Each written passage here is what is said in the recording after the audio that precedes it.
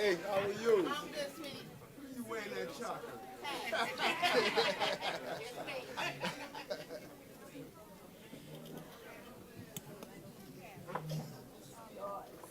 Thank you. Thank you. It's so good to be out here and at Elm Court Left Rack. You know, this is a place I knew all so well.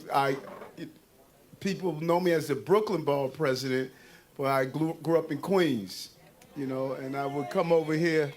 Left Rack has, you know, just has held it down. This community has held it down for so many years, and you know, really want to thank you for what you have done. And this is a series. This is number 9 that we are doing our older adults town halls to hear from you. We've done other town halls. We've been out here. This is the best part of the job, coming out, speaking one-on-one and hearing from you. And so I'm gonna turn it over to my rat czar.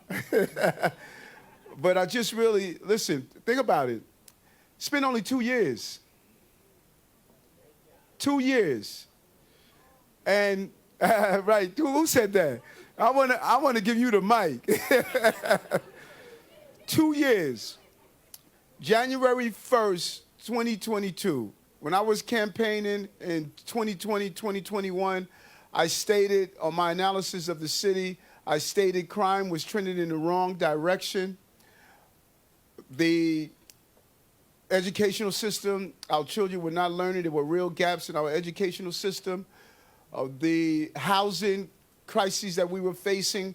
And January 1st, 2022, I became the mayor. COVID was here. We didn't know if our schools were going to be open or not.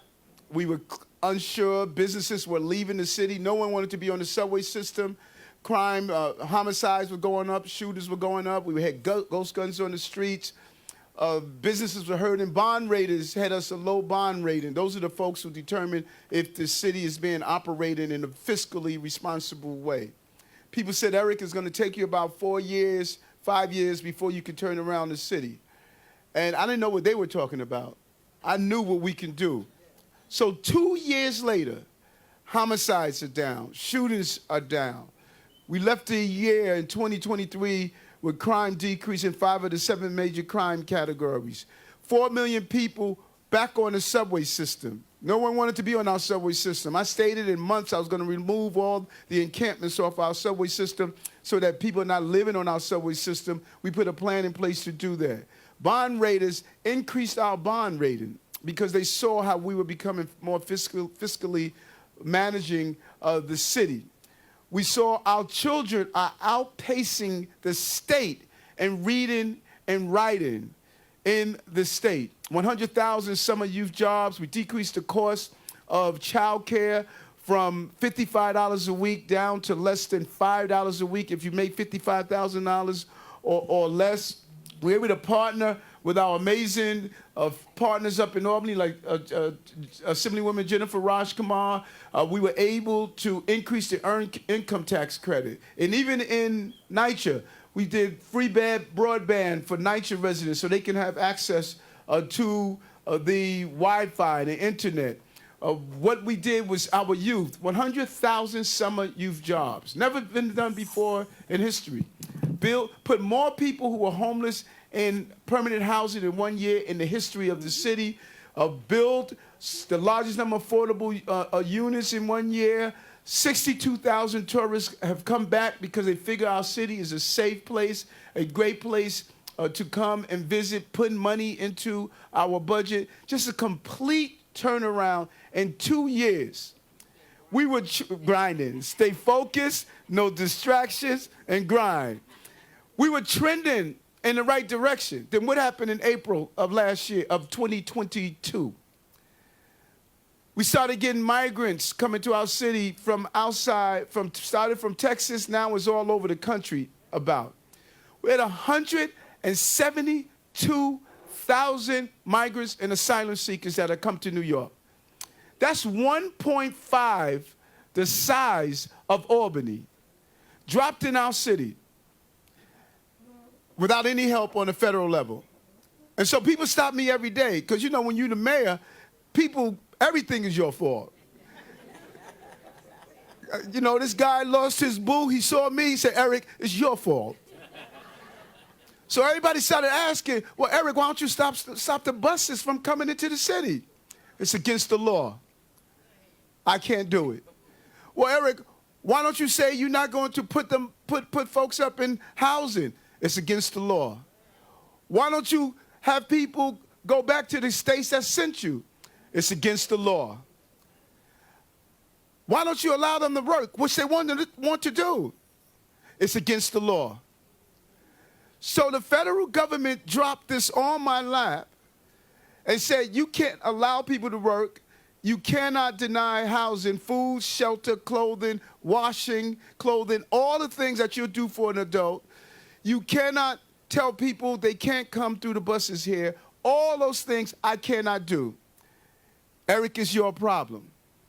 It's costing us $12 billion over 3 years. $12 billion. We already spent close to $5 billion already. And it's coming from somewhere. That's the problem that we're facing. And we're going to manage and navigate our way out of this. Not one child or family sleeping on the streets. We're doing what we have to do. But I want you to understand, because I have to speak directly to you. So what did we do? We were projected to get 100,000 migrants and asylum seekers to be in the city. We didn't get 100,000. We got 172,000. But I told the team, since we're not getting any money from Washington, what we must do is decrease the number of people who are within our care. We were able to get over 50% of those who have come to the city, we were able to get them self-sustaining. We will allow them to get they're on their own, take care of themselves. They're out of our system. We have less than 100,000 that's in our system now. Over 60-something% are moving on with their lives, doing what needs to be done. But I want you to understand this was dropped in your mayor's lap. And you did not elect me to tell you about a problem. You elected me to solve the problem, so I got to solve the problem. That's the bottom line. It's on me. I got to make it happen.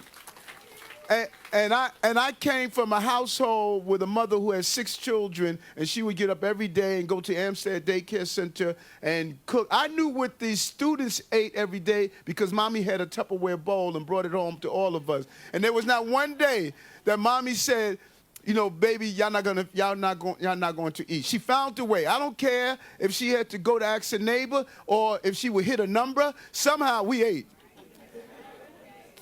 So she never said there was a reason you can't. So I don't know a reason can't. I'm going to get us through this. But you need to know what they dropped in my lap. Same thing they did to David Dinkins. And check this out.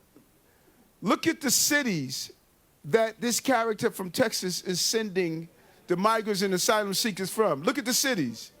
Chicago. Who's there? Black mayor. Los Angeles, who's there? Black mayor. Houston, who's there? Black mayor. Washington, who's there? Black mayor. New York, who's there? Black mayor. You see the hustle? And then they want to wait and say, well, you know, when you get them in charge, they don't know how to govern. That's the game. So we have a lot to do. We have some good things. I got this amazing commissioner of the Department of Aging. You know, she's a real deal, you know, and I'm just so proud to have her as part of the team. She has really focused on our older adults, and we have our team here across that want to answer your questions. Whatever questions you have, we want to answer them. DJ, who is, let me have one DJ before I turn it over to... do we have it? So this is, we want you to fill this out and place it on your fridge at home. It's an emergency contact. So if there's ever any medical emergency or any type of emergency, the police officer, the EMT, whomever, could be able to look and get the information right away, your name, your emergency contact, if you're allergic to something, because sometimes you could get medicine and you could be allergic to it, like penicillin and other So you can fill it out if any loved one or if you here represent a family member. Just simple information. It's yours to keep. It's not ours. And just place it on your fridge so that people could be able to contact right away. So we're excited to be here with our whole team. Come on, Razak. Nothing I hate more than rats. But we have an amazing, amazing leader that has really zeroed in. From the time she came in, we started to see success. So why don't you just give us the whole rundown of what you're doing? Thank you, Mayor Adams. Excited to be here. I'm going to speak a little bit about the work we're doing citywide.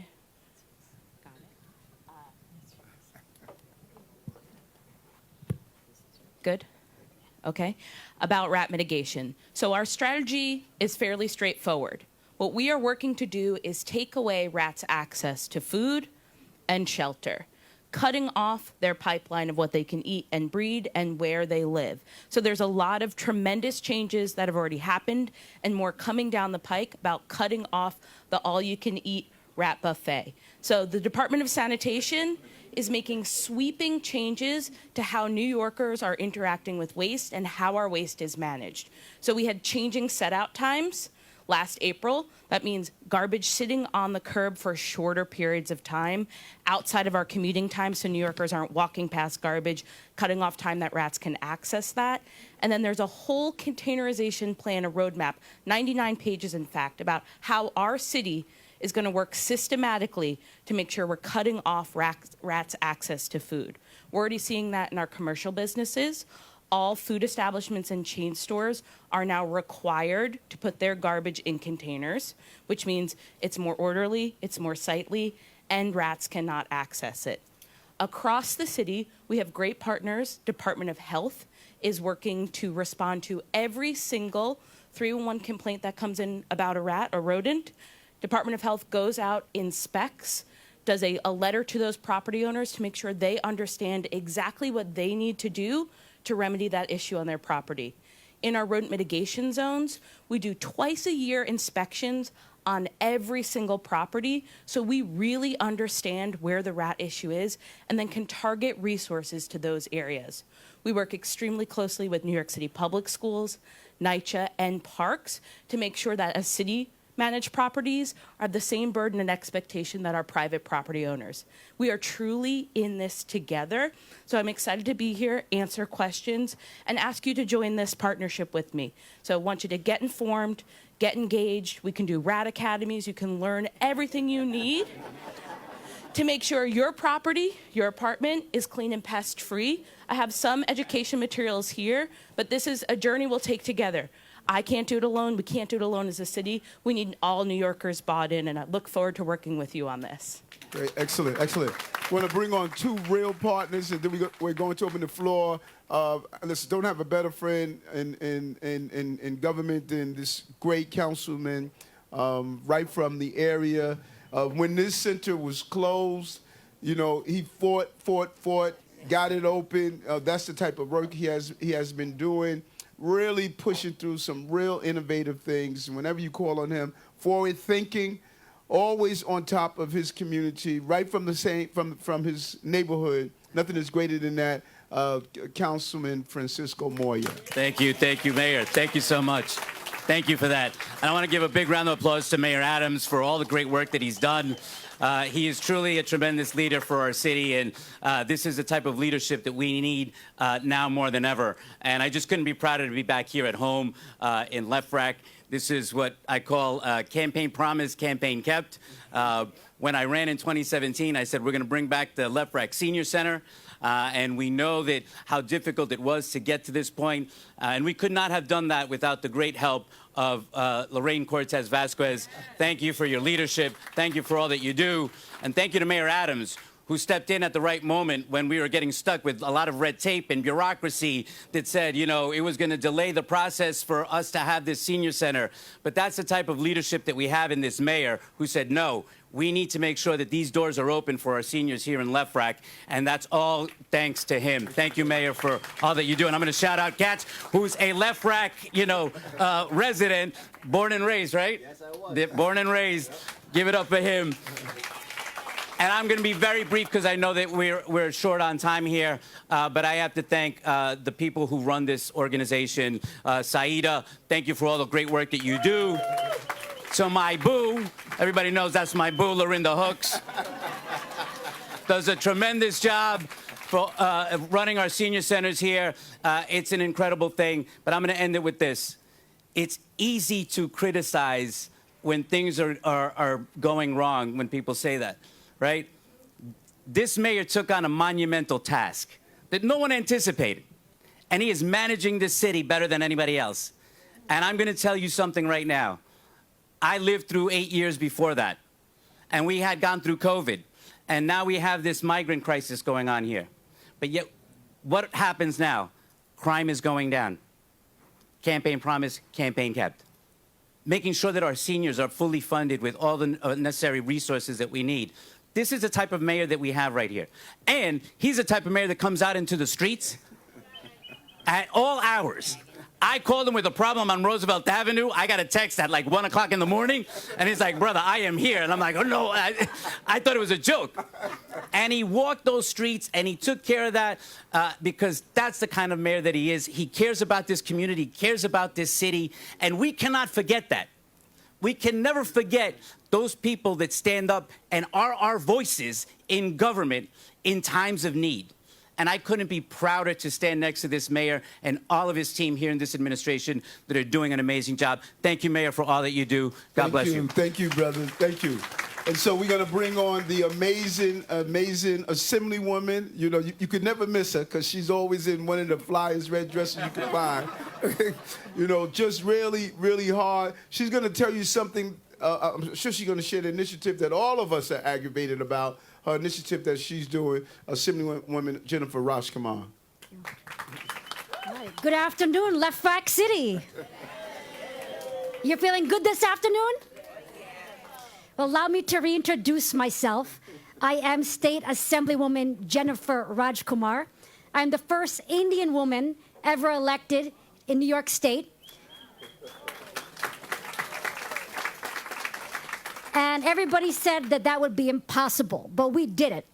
And the reason that I did it was for you, so that I could live this life of love and service for my community every day. That is my passion. That is what I do 24/7. And I have to tell you that one of the first committees I asked to sit on in our state capitol was the Committee on Aging. And that is because you have worked hard your whole lives. And now you need someone that's going to work for you. So I have focused on elder abuse, making sure that you are protected from scams and fraud. Also, social isolation. Loneliness is like smoking 10 packs of cigarettes a day. That is why I've secured money in the state budget to bring AI technology into homes to make sure that seniors are not alone. And yes, as the mayor mentioned, I introduced the very popular Smoke Out Act. And that is to finally close all of the illegal smoke shops across this state. There are 35,000 illegal smoke shops in this state, at least 1,500 here in New York City. If my bill passes, finally, local authorities will have the ability to close these shops once and for all. And Mayor Adams is going to be able to close them within 30 days.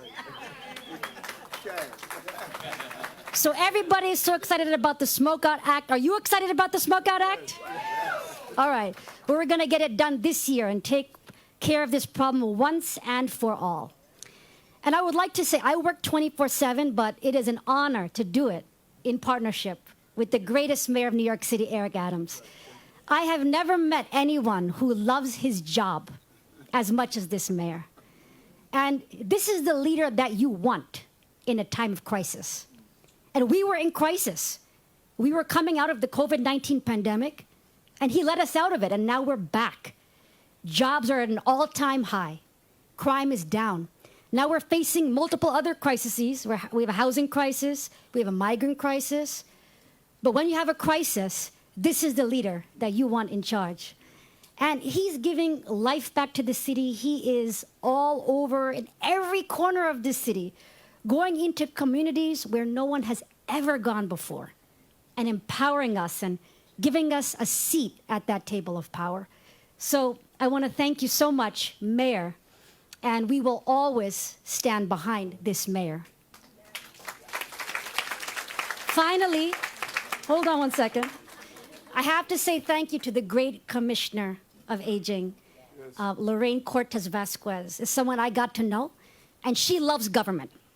She loves making government work for the people. So thank you so much. Thank you. Thank you. So we're gonna open up. We're gonna open to the questions. How we flowing team?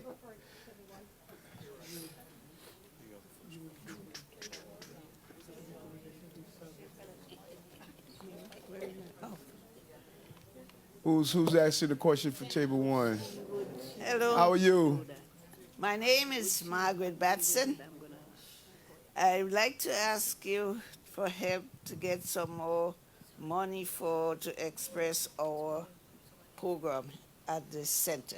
At this center here, Yeah. one thing we were successful in doing is making sure in all the budgetary crises we're facing that we did not close any of our older adult centers. We kept all of them open. Okay. Funding is so tight. As I shared, we're spending $12 billion projected on the migrant asylum crisis, but we are looking to see the more and more we decrease the number of migrants and asylum seekers in our care is going to free up more and more money. That's why we're able to do some of the restorations we did to the police department, to the Department of Sanitation, Department of Parks. We want to continue to bring down those numbers. If we could bring down the numbers and stop people from coming in through the front door, we could use those dollars for what we really want to use them on, such as centers like this. We would get anywhere from 2,900 to 4,000 migrants asylums a week, and we had to find housing. If we bring down that number the way we're doing, I think last week or the week after was the first week, we had more leave than come in. If we could keep that projection,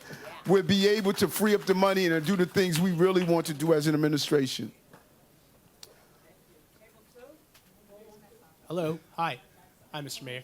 My name is Paul. I'm from your Public Engagement Unit. I'll be asking the question on behalf of our table. I'm here with Olga, Fredis, Melba, Carmen, Clemente, Jose, Hilda, and Carmen.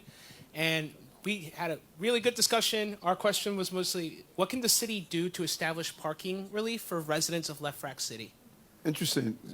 Tell me more about that. Somebody tell me more. Tell me more. What is it, parking around the area? Well, the question was really based around city bike parking lots. City bike taking up a lot of space and Who you have from decreasing DOT? parking. Okay, it's a nice jacket you rocking. Hi, good afternoon, everyone. My name is Nicole Garcia, and I'm the Queensborough Commissioner for New York City DOT.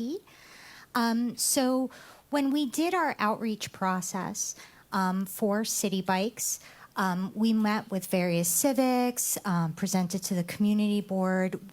Over the course of the expansion phase 3, which encompasses LaFrac, we had met with more than 24 community organizations, elected officials, et cetera.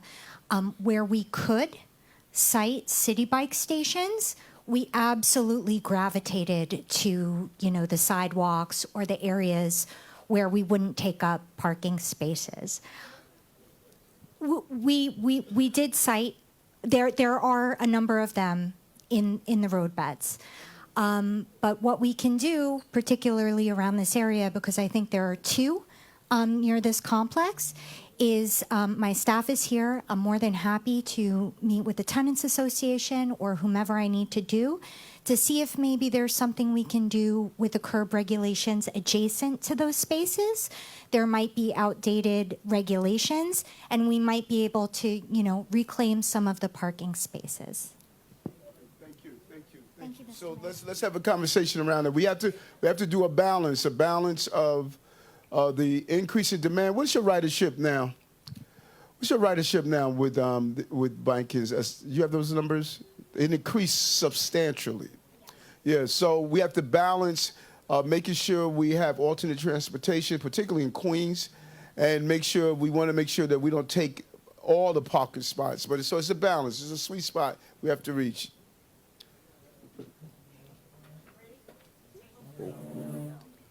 How are you? Fine, how you doing? Good. I didn't say how you look. Welcome to our center. Thank you. Good to see you.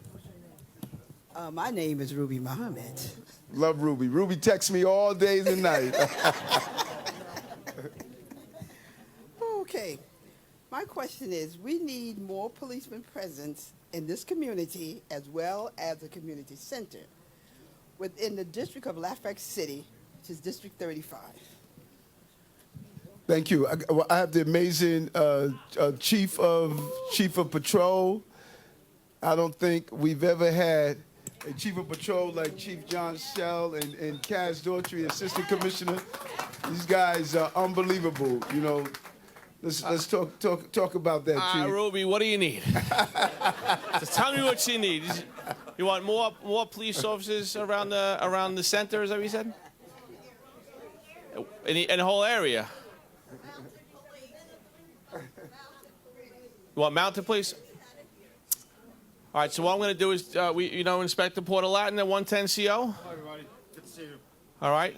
So what we'll do is we'll talk after this meeting. We'll see where we can put some extra cops at special times for you, right, for this community when you want to see them, because we have to feel safe, right? We want to see it. When we see the cops, we feel safe. And not about numbers, we feel safe. So the good inspector here, we'll grab a little Ruby private group, and he'll walk you through some extra cops we might be able to help you with. That's pretty easy for us, right? So we could work something out. We can do two things at one time. Fair enough? That's your man right there. I'll be right here waiting. And Inspector Porter-Latin, when I got that call from Councilman Moya about the plaza and how it was out of control, Inspector Porter-Latin met us over there that night. It was around about 1:30 in the morning. We walked up and down Roosevelt Avenue. The level of prostitution we saw there, brothels that were open, it was really problematic.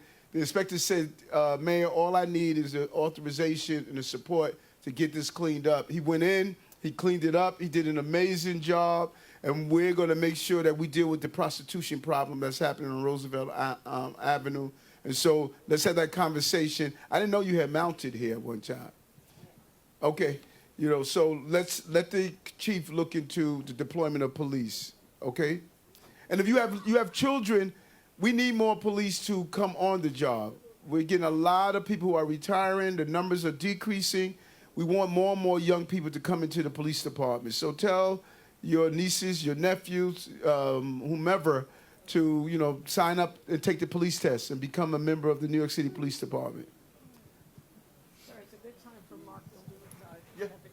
Yep, feel free. And any of these topics that any of you want to go over, feel free. Good afternoon. I'm Deputy Commissioner Mark Stewart. When I first took over the position about 2 years ago, I think people got the wrong opinion that we only do youth basketball. And my vision was completely different.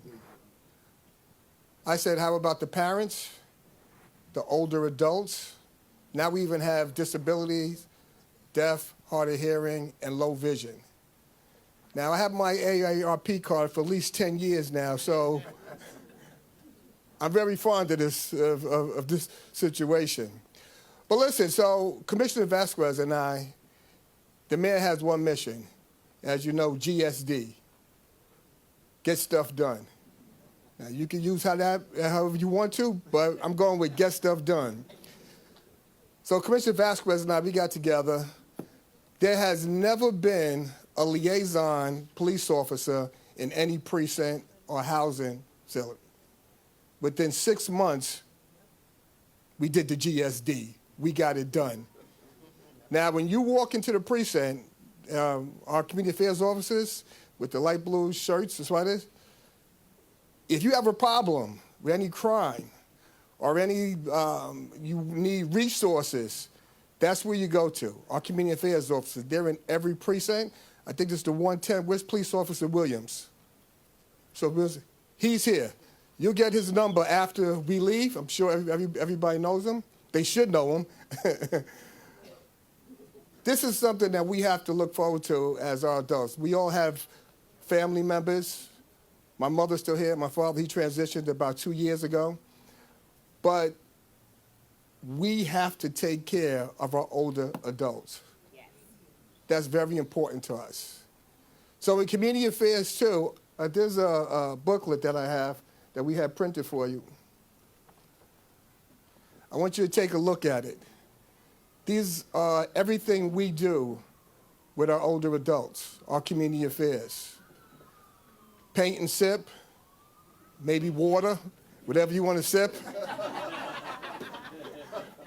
We have karaoke, self-defense. And the person who teaches self-defense, he's here today, Pio Castro. No, detective, excuse me. He's here today. We have biking for older adults. We have presentations with our crime prevention officer about scam alerts. We do that throughout the whole city. We're doing one now. We're in Chinatown. Over 300 people were there. So we're going to make appointments in this community to get it done. But just this list that we have that we do with our older adults, and we also do visits too to the senior housing too. We want to make sure that you guys are treated fairly, and you guys know the NYPD, that we're here for you and we'll always be here for you. So if you have any questions after, come see me and I'll take them. Thank you. So he has what Commissioner Stewart did, he has a senior liaison. Is that the senior liaison who we just met? Yes. Okay, senior liaison in every precinct. So you don't have to navigate the complexities of the precinct. See your senior liaison in every precinct. This was never done before. And he has placed an e-commerce safety trade in place. Every precinct, every PSA, there's a camera. You don't have to go to the precinct. If you sell something online, you could go there. It is monitored because you have a lot of people that are scams where they would sell something online. You would go there and either they'll rob you or harm you in some way. He placed cameras at every precinct where you can go, you can do your trade in a very safe manner. So he has really transformed the community affairs unit, really exceeded more than we could ever expect, and we really thank him for what he has accomplished. Table 4? What's Welcome, happening? Mr. Mayor. How are you, man? Welcome. My name is Adrian Turner, and I've lived in this complex nearly 50 years. Wow. October of next year will mark 50 years. My question is, there is a heating issue with some of the apartments in this complex. Is there any way for the city to step in and help us with this issue? You met from HPD? That's it. HPD, yeah. Are we connected? Is this all private? Private. So, hi, good night, good evening, everyone. My name is Kevin Paris. I'm here with HPD. This is a situation where I feel after this is over, I can come over and get some more information from you on how we can best handle that situation that's happening here.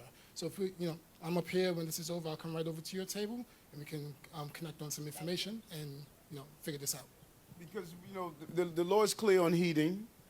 What the temperature should be, and so we'll definitely connect you with where the heating complaints go. To make sure we can navigate that. And then we'll look at the history of those heating complaints to make sure that folks are getting their proper heat. All right? So we're going to connect. You're going to connect with HPD, and we're going to make sure we coordinate. Okay? Table 5 over here. Table 5. Yeah. Good afternoon. How are you? Okay, I'm Edith Williams. I'm a member here at the Elm Corps, and I'm so glad to meet Mayor Adams. I never seen you in person, but it's good to see you and meet you and everyone else that's here today. Please tell me I look better in person than on TV. You look just like your picture. You look just like yourself. You look just like yourself. I have a question, but also I have a message from my son. He said his name is Michael Williams, and he brought you to John Jay College when it was only 100 blacks in law enforcement. Wow, do you remember that? Yes, I do. He's a detective now, and I'm his mother. Okay. He said to tell you Love that. it. Thank Thank you. Okay, my question is, it may not be to you, but someone can let me know. We got introduced to Century Transportation last year for the seniors, and a lot of us can't get so we can't get assessor ride, but this was ideal for us because they told me that I was too good in shape, that I couldn't get assessor ride. So, but this new Century person is on the scene, and I want to know, will it continue for us seniors here? Do you know anything about it? You do? Yeah. Yes, yes, it will. We made a commitment last year under this administration because the mayor calls assessor ride inaccessible. And so we looked at our transportation services and try to do borough-wide transportation for group and individual trips. And, you know, it's been a challenge. You know, we're just because, as he said, the budget. And we're looking at that, but we are committed to expanding transportation. As a matter of fact, Assemblywoman, we are submitting a budget to the state for more transportation dollars. So we are working very, very closely on that, but our commitment is that through the rest of this year, those services will be there for you. All right? Great, thank you. Because transportation is, you know, we have to be able to move around. And we have to really transform the, I like to say, the inaccessible ride experience. We have to, we need to go to the health services where you could do the e-healths. There's more we could do, and we're really leaning into that. You know, there's alternative methods, and we have to think outside the box. Table 6. Okay, this is me. I'm sorry, you know when it's going to start up again, she asked? It should have already started up again, but I will. Exactly. No, it's not going to be August. Yeah. We'll get the exact date, okay? Yeah, we'll give you an exact date, and I'll have Ryan speak to you, all right? So thank you so much. Good afternoon, everyone. How are you? And good afternoon, Mayor Adams. I'm so happy to see you here. Thank you. It's a blessing to have you. And this center, GP3, is excellent. They do everything for us. I'm glad that I'm here. And nice. I retired like about 5 years ago, and I had nothing to do. I worked for the government. I had nothing to do. So when this came into place, I was right on it, and I'm very blessed. But my question, I had every question that everyone said, I had already said it. This is what they answered. But I do want to ask about the animals that work, you know, in the complex. It's just horrible. Is it raccoons or what? No, animal, dogs. Oh, okay, cats. Okay. And it's ridiculous the way, I know they said that you can have, you know, the animals, you know, in your apartment, hardship. But they tell them not to walk them in the area in front of the building. That's why you see big ones, not small ones, but they're big. And they're like people. And they're all in the elevators. They coming downstairs everywhere, and I'm afraid of some of them. Right. And everywhere you walk, you're stepping in the stool. Mm-hmm. You smell it. I mean, you walk your shopping carts. We seniors, and we shouldn't have to live this way. Right. And most of us, all of us, are retired, but the way we live here, and we pay a lot of rent. we're not, and somebody have to address all the problems that everyone had said here. It needs to be addressed. So I'm praying that this happens for us. Yeah, so it's just really, we have our CAU team. Is anybody from Citrus? Yes. Okay, good. Let's set up and speak with the management about, you know, just, you know, people picking out for themselves after their pets. All right. Okay. Y'all know Karen? Yeah, they met her. Okay. Karen and I have been running for a long time, solid sister around senior issues. So let's sit down with management and talk about that, okay? Right. Yeah.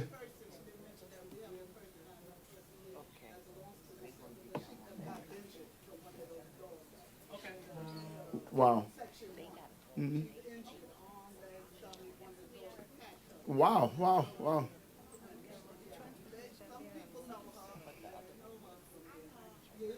Yeah.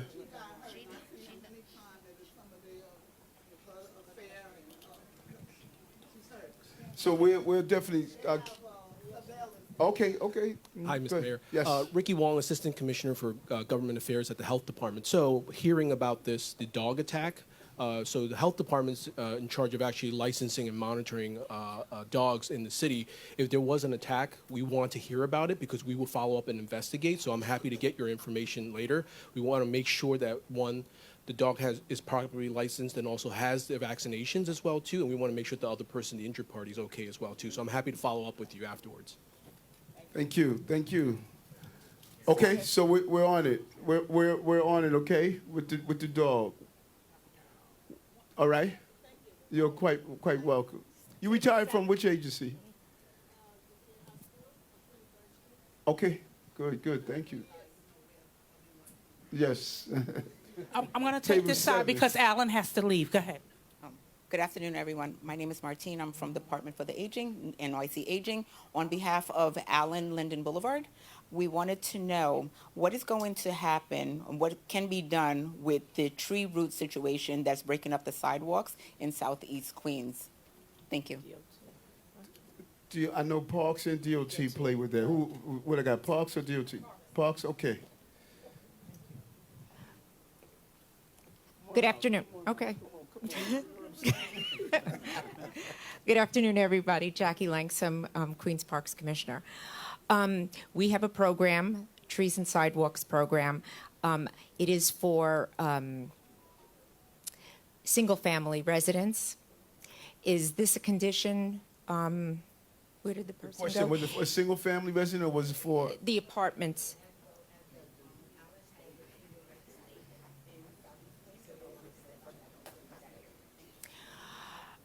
Well, it is not part of this, it would not be considered under part of this program, but we can have somebody look at your tree and see if there's anything that we can do. But usually it's the responsibility of the homeowner at that point. For the multi, okay, so the multi unit is the responsibility of the homeowner. And so how do we notify them that they have to correct the problem? Well, we'll go, I will meet with you afterwards. We have our forestry director here, and we will look at your condition, and we will just make sure that that's the situation, and we will follow up with you and send you to the right place. We know, we have the location. Ma'am, you have the location where it's located? She has a location. Okay, all right, Okay. great. All right, thanks a lot. Thank you.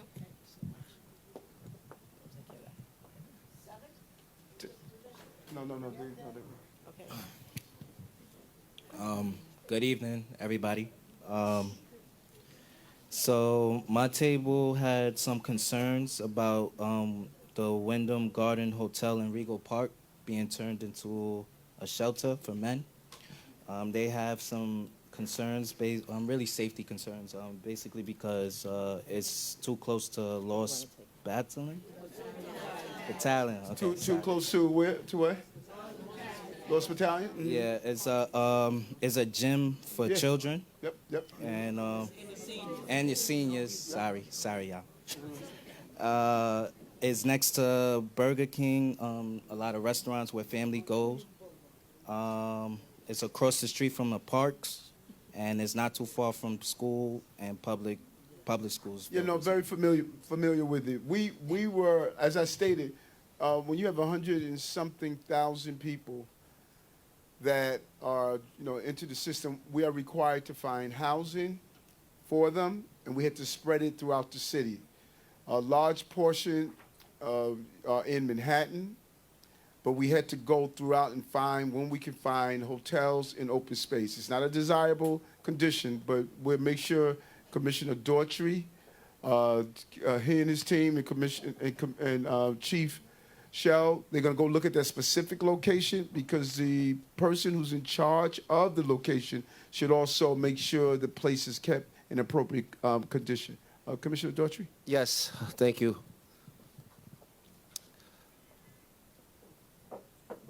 I kind of think I know what you're talking about. Basically, everybody's just hanging around outside.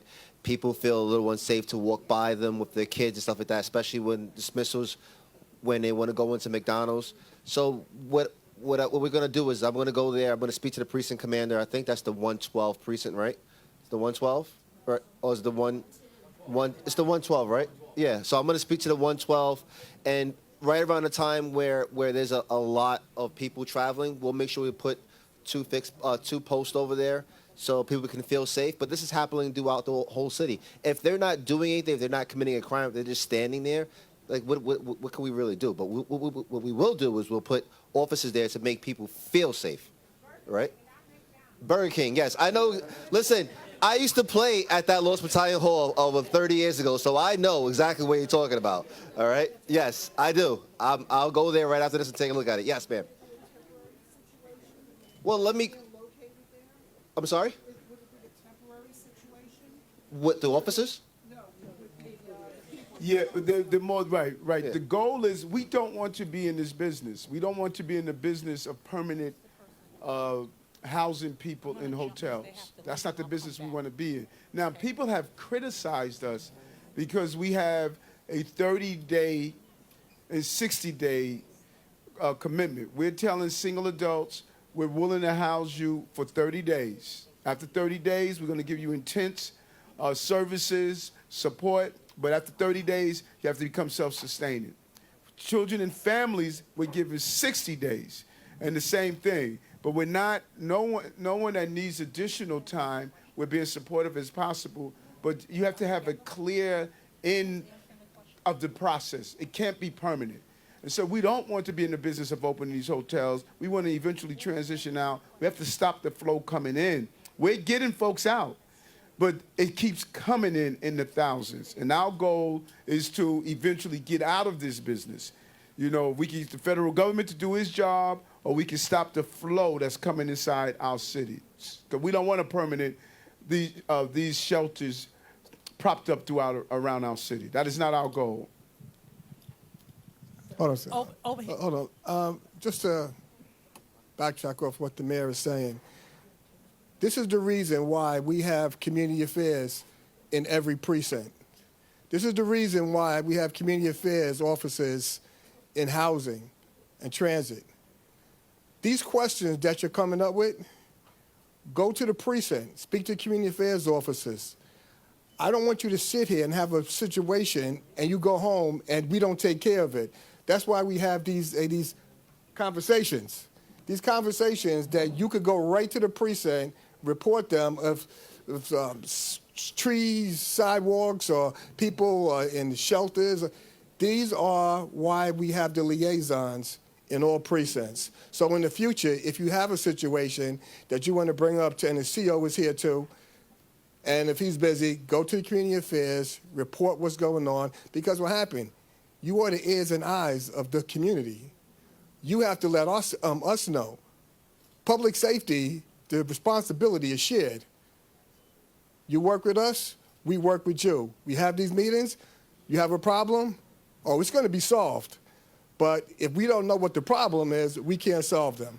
Okay? Thank you. It's so important what the commissioner stated. The community affairs officer is your direct contact.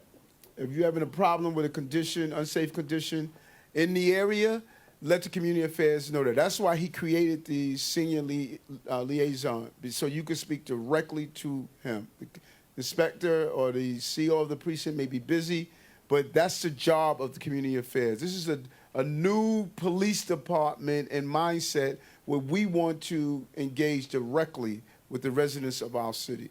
So you know your community affairs officer here. This is not the 112. This is not the same precinct where the problem is. This is the 110?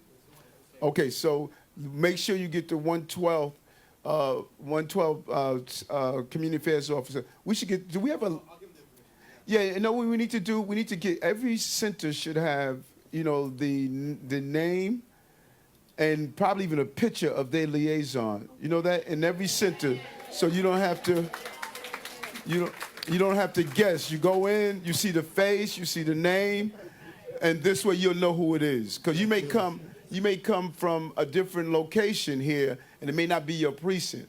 So let's all right. Okay, we have Lieutenant Bowden, who's my right-hand woman, and she will take care of that. So after that, you can stay with her, get the numbers of all of them.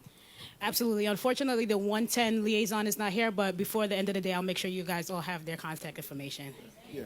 But we're going to put it up. We're going to also put the photo of, I don't know how we want to do it. We could even do one. we could do it through the older adult clubs. Yes. We provide the information the way the lieutenant started the program. Got it. One Okay. by one. Let's All do right? it. Let's Great. do it. All right. So I'm gonna- table A. No, I'm going to jump around because they have to leave. Brooks is Okay. visiting, Okay, and their great. bus is leaving. Okay. And their question is, what is the city doing with raccoon infestation in Southeast Queens? Kill him. They say you can't. All right. We'll cage them. We'll cage them. Good afternoon, everybody. Again, my name is Ricky Wong. I'm the Assistant Commissioner for Government Affairs at the New York City Department of Health and Mental Hygiene. So the first thing everybody should know about raccoons is that they are wildlife that are in the community. They were actually here before we were. So, and they're actually protected under state regulations. Now, there are some circumstances where if a raccoon appears to be sick or injured, all right, people can call 311. Right, and we will have our contracted animal care control go out and take a look and assess the situation.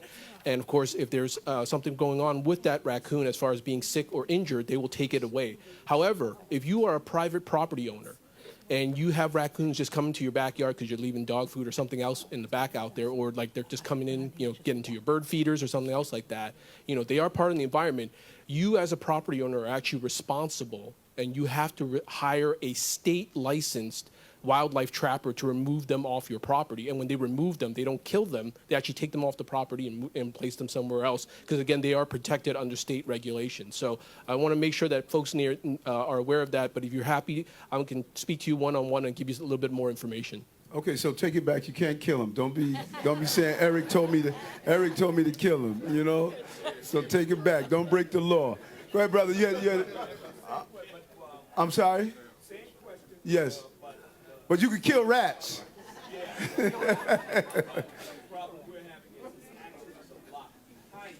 Uh-huh. I don't have a dog to leave any food or Right. material. Right. Cover my garbage can.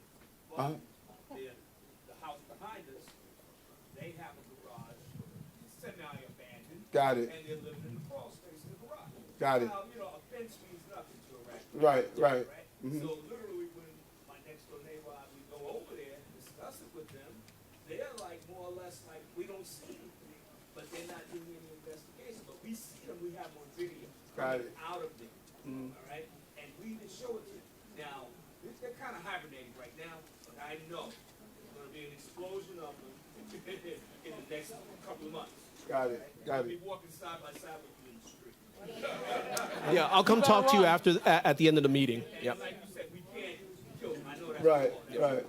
Got it. I'll come speak with Okay. you after the meeting. So we'll find out. We get that location. Okay. Yes. Hi. How are you? Hi, I'm great. Good. I'm a volunteer at the Benjamin Rosenthal Senior Center right here. And one of the things that I think is important is the conversation about scooters, electric scooters and e-bikes. And I had heard that the police were going to start confiscating those bikes. And I haven't seen any action like that, especially in, where I live, all in Queens. I live in Fresh Meadows, and I have to keep turning my back. I have to keep looking behind me so that some kid doesn't run me over. So I was wondering if you could really institute something that's going to help us. Yes, and I don't think we have been at a town hall of any form where that has not come up. But I'm going to turn it over to Chief Shell. So I'm sorry you haven't seen us out there, but I can promise you we've been out there. When it comes to scooters, illegal mopeds, ATVs, I'll even throw ghost cars in there with the fake plates and the plate covers. That with smoke shops, those three are probably our number one quality of life issues. And quite frankly, it's also a crime issue with the scooters. I wish I could take you out riding with us. In the last 2 years, more so like 16, 18 months, under the mayor's direction, what he directed us to do, because, like I said, quality of life and crime. We've taken over 45,000 of these bikes, ATVs, and cars off the street. Say that number again. Over 45,000. Dangerous work, arduous work, but one of the things we're changing, to your point, we're going to try to be a little, the mayor always tells us to be more strategic in what we do. So, with the Queens DA's office, with Melinda Katz, twice a month now, we're starting next week, she's renting 2 rack trucks to add to our rack trucks, and we're going to start driving around certain parts of Queens, and when they're unregistered on the street, we're going to take them right then and there like we already started doing. So it mitigates chasing, it mitigates anyone getting hurt, and we can still get to the goal we want to be to. And maybe I'll take you out so you can see us do it. Maybe if you're strong enough, you can get one of those bikes on the rack. I'm not sure. All right? No, But real trust me, win. we're doing it. So we're with you. It's a nuisance. It's dangerous. We hear it in every town hall. It's a safety hazard. It needs to come under control. We're with you. 45,000. That's the real number. I'm jumping around because Snaps is here and they have to leave as well. Sound like a plan. How are you? Hi. Mayor Adams, what can you do? I'm reading this. Mayor Adams, what could you do to address the issue of public safety surrounding migrant shelters of the immigrants loitering, smoking, committing crimes? Can we add extra patrols? In other words, I'm by Queens Village, on Hillside Avenue.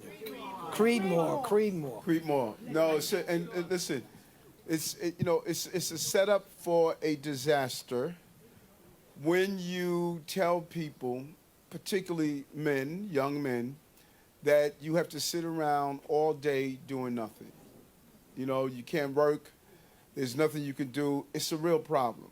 And we're going to police the area. We're going to make sure that we correct conditions as they come up.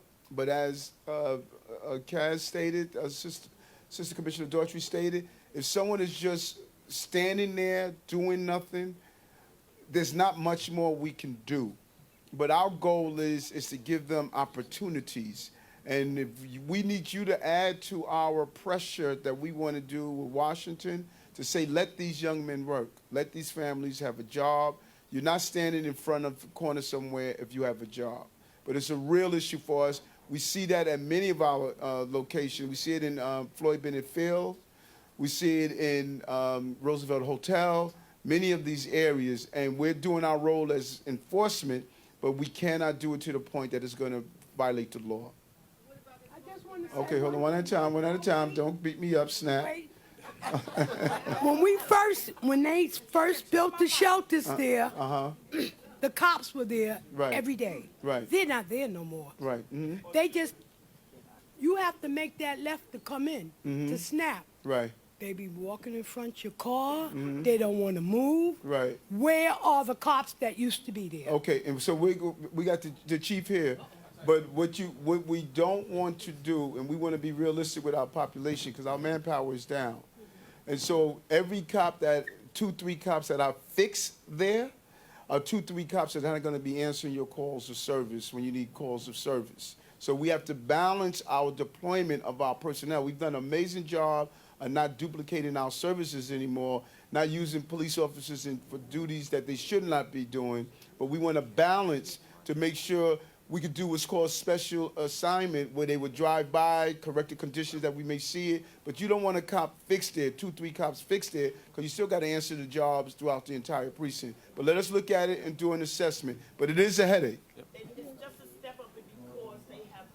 approached our seniors now. Yes. Now it's a different level. Right. Now, I'm with you. I'm with you. So that's what we're going to do. And so sometimes we start from the ground level. I'm going to team up with my partner, Mark, over there, Deputy Commissioner of Community Affairs.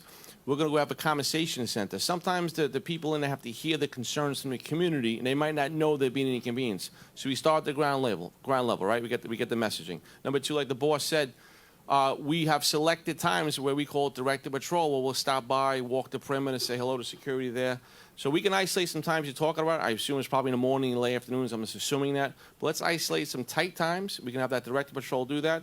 We can go in the center and just have a nice conversation because they might not know how you're feeling, and we'll start from the ground level. So we'll take care of that for you, right? And that's so important because you're right, Chief, because people are coming from different environments, and what we normalize here may not be the environment that they're coming from. One thing I don't want you guys to do, I don't want you to snap on them.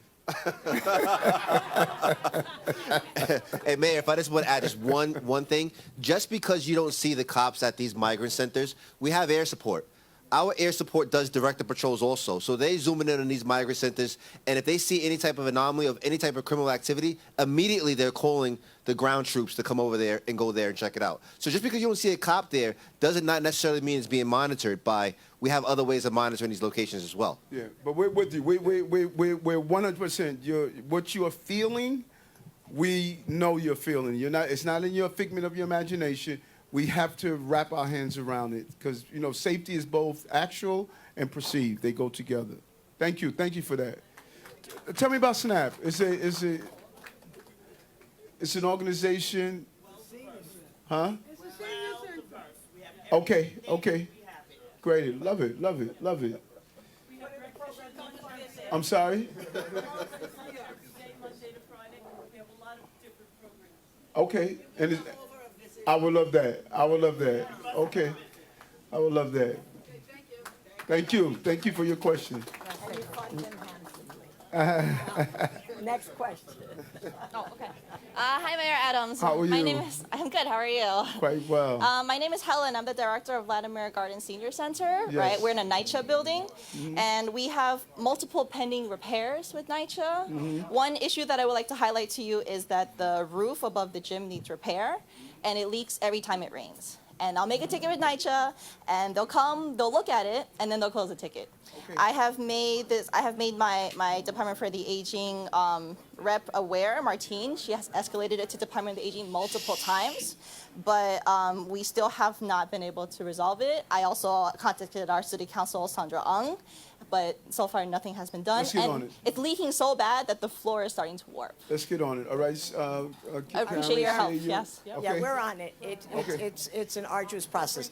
NYCHA's responsible for capital, we're responsible for interior, and this is now verging on both. So, but we're working on them very, very closely with NYCHA. We have just established an exceptional relationship with them.